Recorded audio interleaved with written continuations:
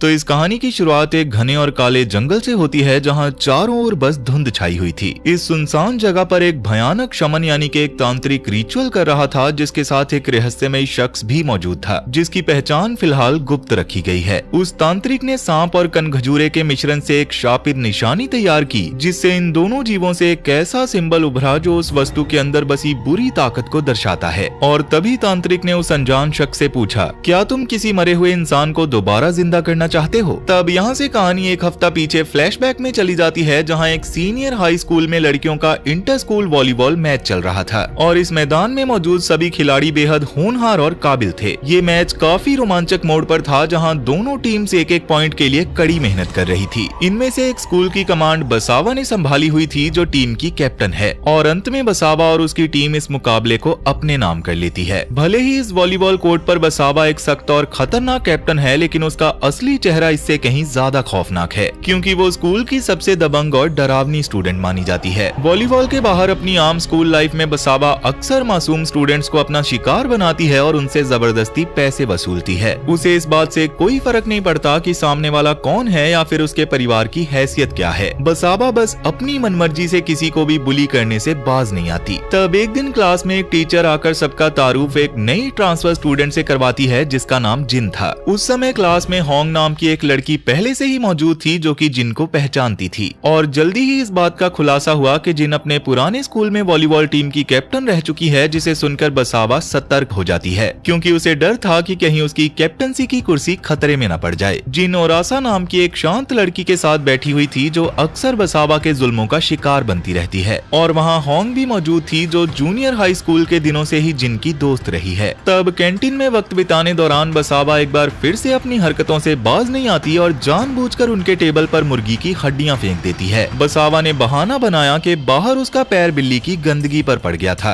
और बिना कुछ कहे होंग तुरंत उसकी बात समझ जाती है और झुककर बसावा के जूते साफ करने लगती है। बसावा की इतनी बदमाशी के बावजूद भी स्कूल के टीचर्स हमेशा अनजान बने रहते थे, क्योंकि वो एक होनहार खिलाड़ी है जो वॉलीबॉल टूर्नामेंट्स में स्कूल का नाम रोशन करती है। यही वजह थी कि इतनी शिकायतों के बाद भी उसे कभी स्कूल से नहीं निकाला गया और उसकी हर गलती को नजरअंदाज कर दिया गया।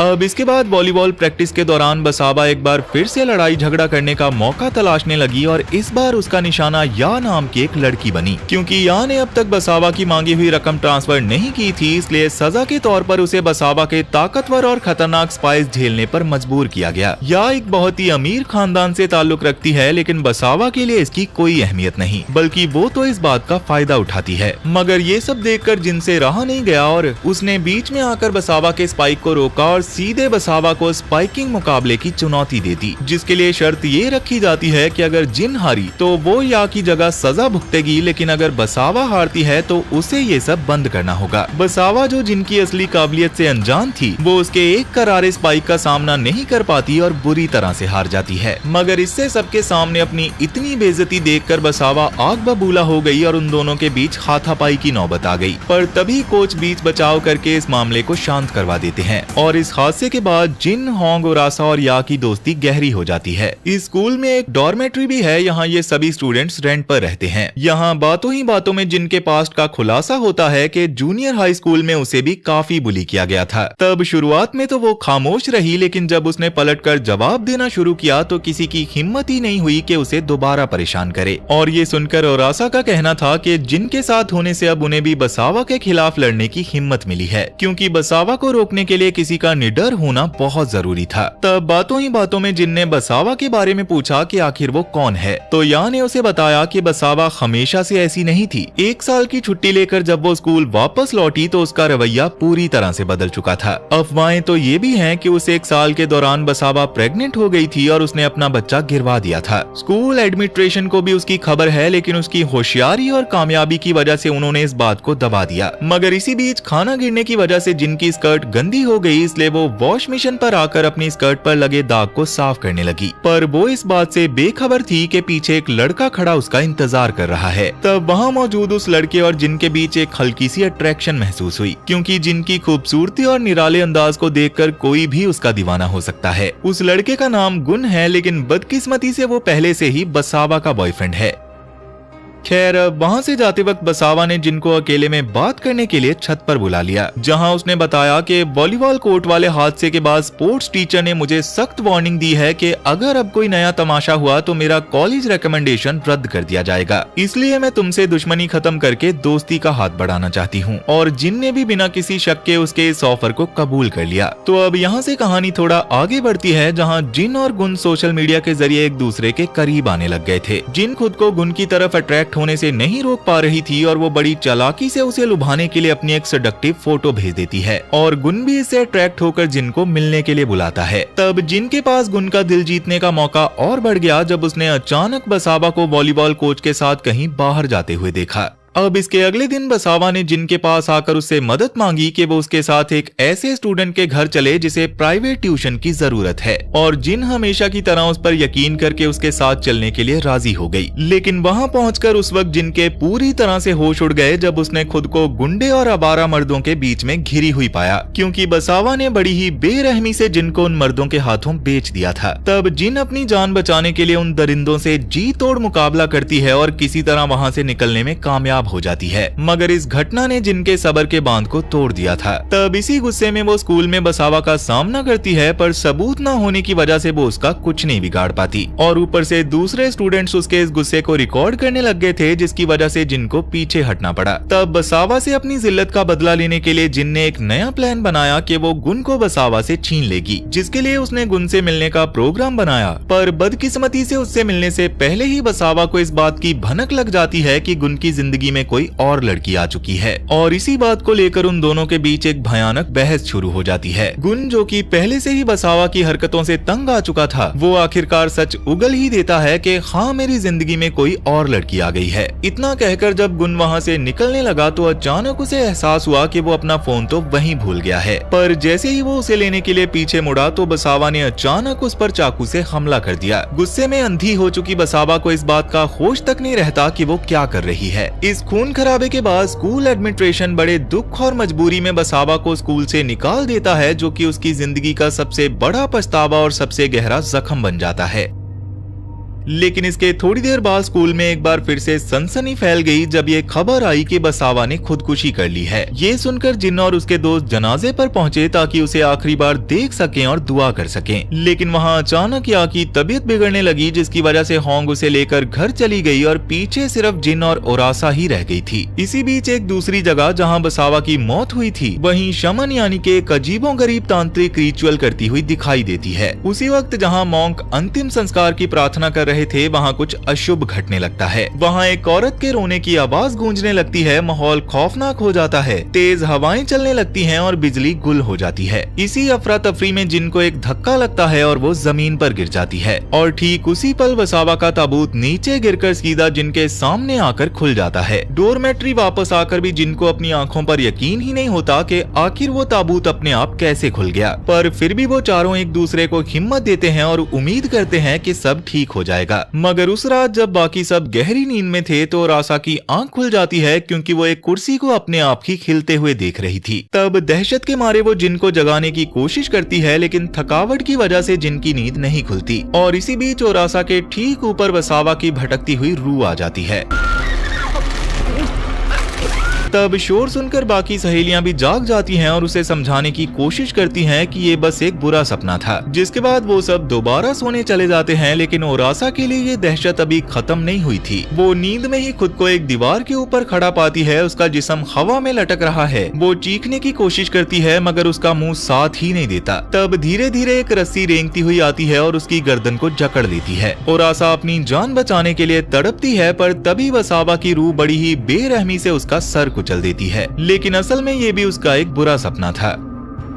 लेकिन इसके अगले दिन स्कूल में तब हल्ला मच जाता है जब स्पोर्ट्स फील्ड पर रिचुअल का बचा खुचा सामान मिलता है। तब जिन और उसकी सहेलियां वहां पहुंचकर स्कूल की जेनिटर से इन चीजों के बारे में सवाल करती हैं। वो औरत बताती है कि ये किसी आत्मा को बुलाने का सिलसिला है और इन निशानों से ये साफ जाहिर होता है कि ये काला जादू है। इसके साथ ही वो बताती है कि ये रिचुअल एक इंतकामी रूह को जगाने के लिए किया गया है, जो अगले 3 दिनों में अपने शिकारों का पीछा करेगी। पहले दिन वो सिर्फ अपनी मौजूदगी से डराएगी, लेकिन आखिरी दिन में वो बिना कोई मौका दिए अपने शिकार को मौत के घाट उतार देगी। अब उसी दिन से बसावा की रूह का आतंक शुरू हो जाता है और वो एक एक करके सबके सामने आने लगती है। या को लगता है कि बसावा की आत्मा ऊपर लटक रही है और फिर अचानक बिना सर के उसकी ओर बढ़ने लगती है, जबकि बाकी लड़कियां सिर्फ हैरानी से या को अजीब हरकतें करते हुए देख रही थी क्योंकि उन्हें कुछ नजर नहीं आ रहा था। और जेनिटर के मुताबिक वो रूह सिर्फ उन्हीं को दिखाई देती है जिसे उसने अपना निशाना बनाया है। मगर इत्तेफाक से वो जेनिटर औरत उस वक्त उनके साथ बाथरूम में मौजूद होती है, पर तभी अचानक उसका रवैया भी अजीब होने लगता है, जिसके बाद बाथरूम की लाइट्स अचानक गुल हो जाती हैं और वो जेनिटर औरत उन पर हमला कर देती है।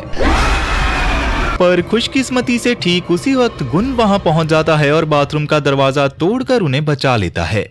अब इस सब के बाद वो औरत होश में आती है और उसे तुरंत हॉस्पिटल ले जाया जाता है। गुन को भी इन सब बातों का पहले से ही पता था क्योंकि बसावा की रूह उसे भी परेशान कर रही थी। इसलिए हालातों की गंभीरता को देखते हुए गुन उन सबको एक मेल तांत्रिक के पास ले जाता है जो शायद उनकी मदद कर सकता था। तब वो तांत्रिक उन्हें बताता है कि ये कोई आम भूत नहीं बल्कि नफरत और इंतकाम से भरी हुई एक शक्तिशाली आत्मा है। जिसके बाद वो अपने सहायक से एक पवित्र खंजर मंगवाता है। लेकिन तभी कुछ ऐसा होता है जिसकी किसी ने उम्मीद भी नहीं की थी, क्योंकि बसावा की काली ताकत के असर में आकर वो तांत्रिक वही खंजर खुद को मार लेता है। तब जख्मी हालत में भी वो उन्हें बताता है कि इस सब को रोकने का बस एक ही रास्ता है, उन्हें उस शमन को ढूंढना होगा और उस पर पवित्र वर्जिन यूरेन डालना होगा, और अगर ये मुमकिन ना हो सके तो उन्हें उस शमन को मौत के घाट उतारना पड़ेगा। पर उन्हें ये काम तीसरे दिन के खत्म होने से पहले करना होगा, वरना उन सब की मौत तय है। और ये सब बताने के बाद वो सहायक उन्हें पवित्र यूरेन सौंप देता है।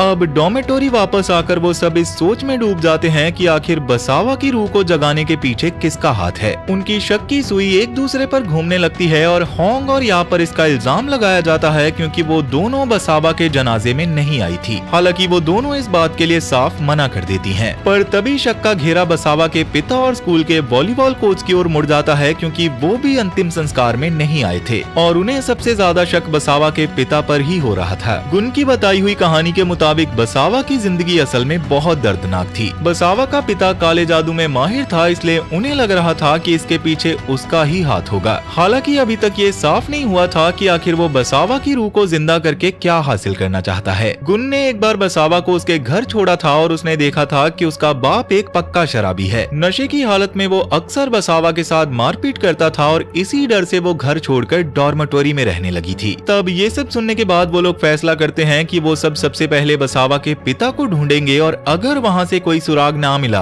तो वो लोग इसके बारे में वॉलीबॉल कोच से पूछेंगे। तब इसी बीच स्कूल में चल रहे एग्जाम्स के दौरान सबके होश उड़ जाते हैं जब वहां बसावा की रूह आ जाती है। वो किसी आम स्टूडेंट की तरह इम्तिहान देने आती है और टीचर से आंसर शीट तक मांगती है। इस दहशत भरे हादसे के बाद सबको स्पोर्ट्स हॉल में इकट्ठा किया जाता है जहाँ वॉलीबॉल कोच भी मौजूद होता है। तब जिन और गुन उसे घेर लेते हैं और पूछताछ करते हैं कि क्या बसावा की आत्मा को उसने जगाया है। उनके इन सवालों से कोच बुरी तरह से डर जाता है और खुद को चारों तरफ से घिरा हुआ देखकर आखिरकार अपना गुनाह कबूल कर लेता है। वो बताता है कि उसके और बसावा के बीच रिश्ता था, पर ये रिश्ता मोहब्बत का नहीं बल्कि सौदेबाजी का था। बसावा को कॉलेज में एडमिशन के लिए कोटा चाहिए था और कोच ने शर्त रखी थी कि इसके बदले में बसावा को उसके साथ सोना पड़ेगा। और हद तो तब हो गई जब ये खुलासा हुआ कि स्कूल का प्रिंसिपल भी इस घिनौने खेल में शामिल था और बसावा के साथ उसके भी नाजायज ताल्लुकात थे। पर इसी बीच अचानक बसावा की रूह कोच के अंदर दाखिल हो जाती है और उसको सबके सामने जलील करने के लिए वो रूह से सबके बीच अपने कपड़े उतारने पर मजबूर कर देती है। तब थोड़ी देर बाद जब कोच को होश आता है तो सबकी नजर ऊपर जाती है जहां बसावा की भयानक आत्मा सबको ऊपर लटकती हुई नजर आ रही थी।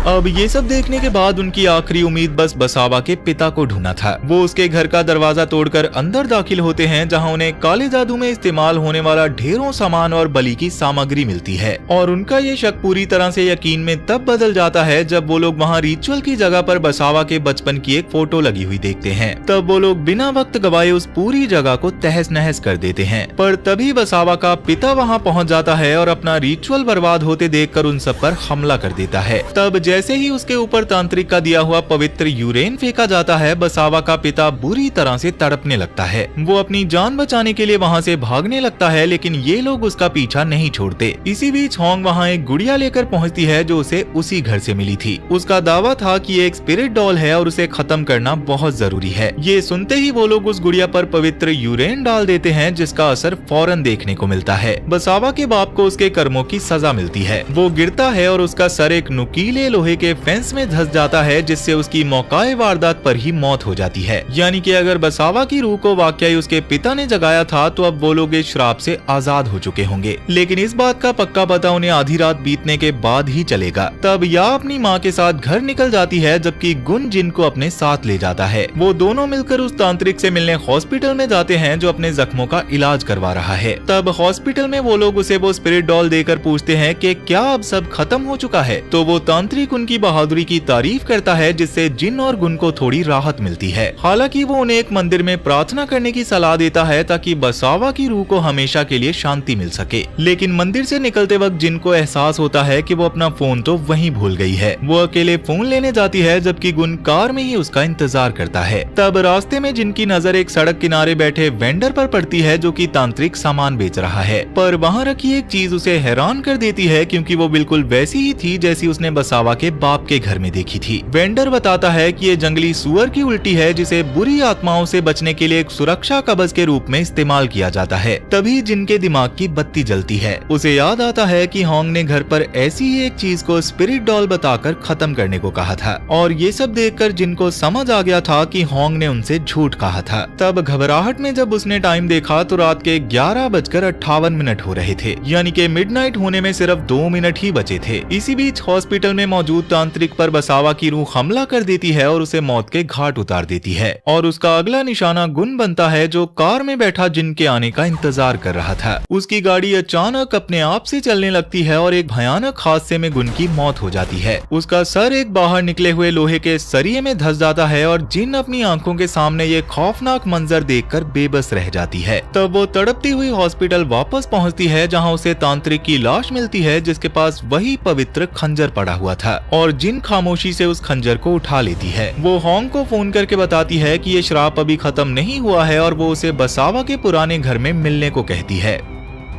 दूसरी ओर या इस सबसे बेखबर सुकून की नींद ले रही थी, क्योंकि उसे लग रहा था कि खतरा टल गया है। लेकिन तभी बसावा की रूह वहां पहुंच जाती है और या को कुछ समझ आने से पहले ही वो इस इंतकामी आत्मा का अगला शिकार बन जाती है और उसकी दर्दनाक मौत हो जाती है। दूसरी ओर होंग खुफिया तौर पर ओरासा को उसी स्पोर्ट्स हॉल में ले जाती है जहां बसावा की मौत हुई थी। ओरासा अब तक होंग की असलियत से बिल्कुल अनजान है। तब होंग ये दावा करते हुए उसे एक रिचुअल में शामिल होने को कहती है कि इससे ये श्राप हमेशा के लिए खत्म हो जाएगा। इसी बीच जिन बसावा के पिता के घर पर थी, जहां आखिरकार इस बड़े राज से पर्दा उठता है कि होंग ही वो शख्स है जिसने बसावा की रूह को जगाया है। तभी जिनको ओरासा का एक मैसेज मिलता है कि वो होंग के साथ स्पोर्ट्स हॉल में मौजूद है। जिन तुरंत पलटकर फोन करने की कोशिश करती है, पर तभी उसका फोन बंद हो जाता है। वहीं स्पोर्ट्स हॉल में होंग ओरासा को हिदायत देती है कि वो बसावा की रूह के सामने प्रार्थना करे और उन सब की गलतियों के लिए माफी मांगे। और ओरासा उसकी बात मानकर उन सब की ओर से बसावा की मौत के लिए माफी मांगने लगती है। मगर तभी उसका ये इकरार जुर्म सुनते ही होंग के होश उड़ जाते हैं। उसे एहसास होता है कि बसावा ने सुसाइड नहीं किया था, बल्कि इन चारों ने मिलकर उसका कत्ल किया था।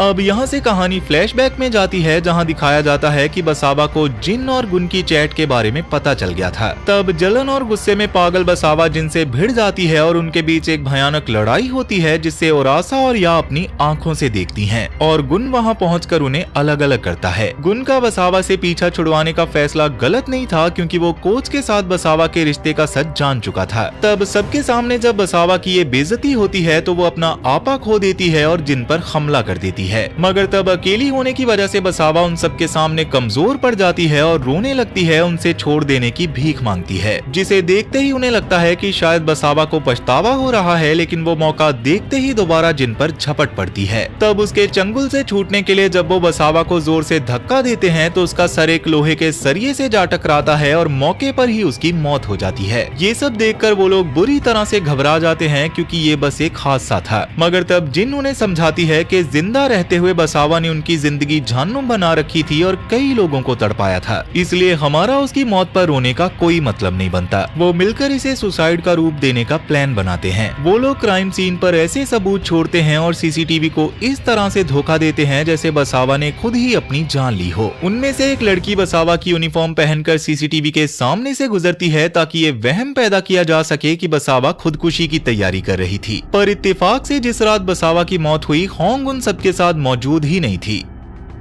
तो अब यहाँ से कहानी फिर से वर्तमान में आ जाती है, जहाँ होंग ये एक्सेप्ट कर लेती है कि वही है जिसने बसावा की आत्मा को जगाया है। बसावा की मौत के बाद होंग ने दीवानगी की हद तक एक शमन को ढूंढा और उससे रूह को बुलाने का तांत्रिक तरीका सीखा और इसके कुछ ही देर बाद बसावा की रूह वापस आ गई थी। इधर जिन जब स्पोर्ट्स हॉल में पहुंचती है तो वहाँ का मंजर देखकर उसके होश उड़ जाते हैं क्योंकि ओरासा की वहाँ मौत हो चुकी थी। तब जिन चिल्लाकर होंग से पूछती है कि उसने बसावा को क्यों जगाया, जबकि जिंदा रहते हुए बसावा उसे भी बुरी तरह से बुली किया करती थी। जिनको समझ ही नहीं आ रहा था कि कोई अपने दुश्मन को वापस क्यों लाएगा। पर तभी होंग एक खौफनाक सच का खुलासा करती है। उसे एक ऐसी बीमारी है जिसमें उसे बुली होने और तकलीफ झेलने में सुकून मिलता है और बसावा के मरने के बाद होंग की जिंदगी से वो सुकून खत्म हो गया था। बसावा को वापस लाने के लिए होंग ने उस शमन से दोस्ती की जिसने उसे कनखजूरे का एक शापित प्रतीक दिया था, जिसकी मदद से किसी मरे हुए इंसान की रूह को किसी दूसरे जिंदा शरीर में डाला जा सकता है। होंग का असली मकसद अब बसावा की रूह को जिन के शरीर में ट्रांसफर करना है। होंग वो शापित वस्तु दिखाती है, वहीं दूसरी ओर जिन तांत्रिक का दिया हुआ वो पवित्र खंजर निकाल लेती है, जिसके बाद उन दोनों में खूनी मुकाबला शुरू हो जाता है। पर इस मुकाबले में बसावा की आत्मा होंग की मदद कर रही थी, जिसकी वजह से वो जिन को दबोचने में कामयाब हो जाती है। जिन बेबस हो जाती है, पर तभी वो चतुराई से अपने बाएं हाथ से हमला करने की कोशिश करती है, लेकिन तब तक देर हो चुकी थी क्योंकि उस शापित निशानी से अब ढेरों कनखजूरे निकलकर जिनके जिस्म में घुसने लग गए थे। होंग और बसावा की रूह ने जिनके दोनों हाथ इतनी मजबूती से पकड़ रखे थे कि वो कनखजूरों को रोक भी नहीं पा रही थी।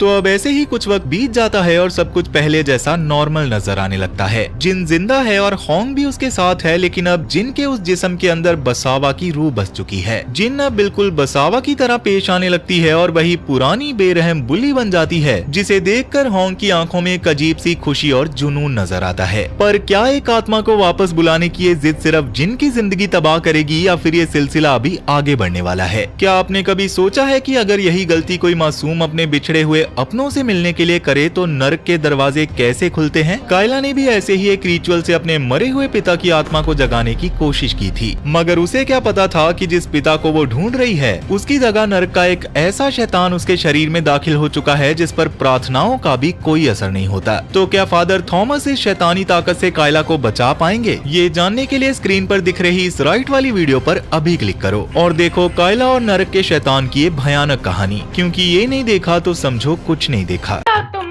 मेरी वीडियो अमर कर दो, 1 मिलियन का टारगेट है।